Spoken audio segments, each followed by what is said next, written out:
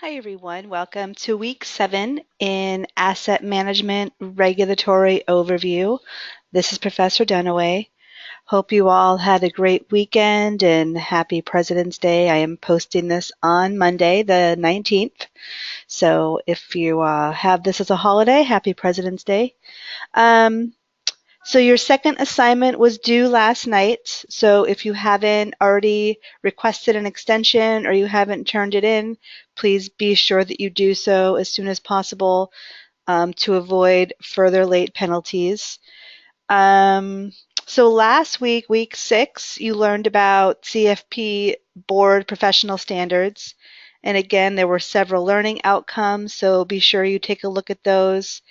Um, you hopefully have learned to uh, come to understand the steps involved in the financial planning process.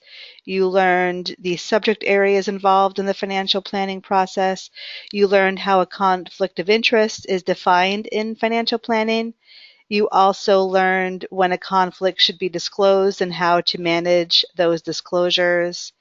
You learned how insurance relates to asset management and protection. You also hopefully now understand how financial planning facilitates estate planning, and then also that you now understand the role of insurance as part of financial planning. So hopefully after again week 6, you have a good understanding of all those. There were 4 videos that we wanted you to take a look at, and then there was also reading on estate planning, ethical concerns, RISA reporting, and disclosure requirements, and then finally income tax issues. So that's week 6. And then again, your assignment was due last evening, assignment 2. I will get those graded and grades posted by Wednesday evening. And again, I do have, excuse me, some students on extension. So once all the assignments are in, I will comment on some general comments, but I won't post those until after the students that have received extensions have completed their work. Okay, so this week, week 7, we will be learning about reporting and disclosure. Again, there's several learning outcomes, so you want to take a look at those. This week, you're going to learn the ERISA requirements of investment selection and monitoring. You'll understand best practices for fiduciaries. You'll learn what type of information is disclosed in Form ADV. You will understand the reporting and disclosure requirements required of SEC-registered investment advisors.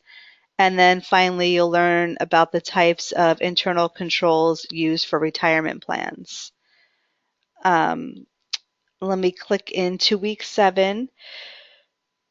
So there are 3 videos that Professor Walker Lightfoot has posted here for you, along with the corresponding PowerPoints. And then we'll click into the reading. Okay, and you'll see there's a few files. So you'll be reading again about ERISA reporting and disclosures. You'll be reading about investment advisors, employment benefit plan clients, and IRAs, and investment advisors, registration form ADV, and the IARD. So 3 different reading files for you to be sure to take a look at for week 7. And then that's it for week 7. And then looking ahead next week, week 8, I can't believe we're at the end. Week 8, you'll be learning about FINRA rules and regulations. And then your final assignment. So we are in the home stretch here of class. I want to repeat how well everyone is doing. Again, with the discussion forum, good job. I kind of make the same comments every week. So students are losing points because they're not either posting enough. So you might only have, 1 comment or 0 comments. You'll definitely lose points. If you post after the required deadlines, you will also lose points. So those are the main things I'm seeing, and then not having substantive posting. So if you just have a sentence or two, I agree with you, or things like that, you will definitely not receive full points either. But overall, I appreciate the interaction that I'm seeing. Okay, so for this week, week 7, you want to do the reading, you want to watch the videos, you want to post in the discussion forum. Optional office hours, again, are this week with me. Tuesday evening, 6 o'clock Pacific time. If you want to stop in and say hello or have questions, I will be there. Again, 6 p.m. Pacific. And then looking ahead, as I mentioned, your third and final assignment is due what would have been 2 weeks from yesterday, so 2 weeks from Sunday. So that makes it March 4th. And that is your third and final assignment.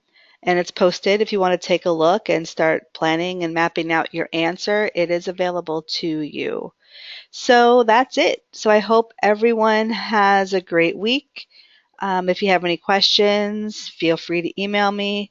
And if not, I will be talking to you next weekend um, where we discuss week 8. So thanks again, everybody, for all your hard work, and we will be talking to you soon.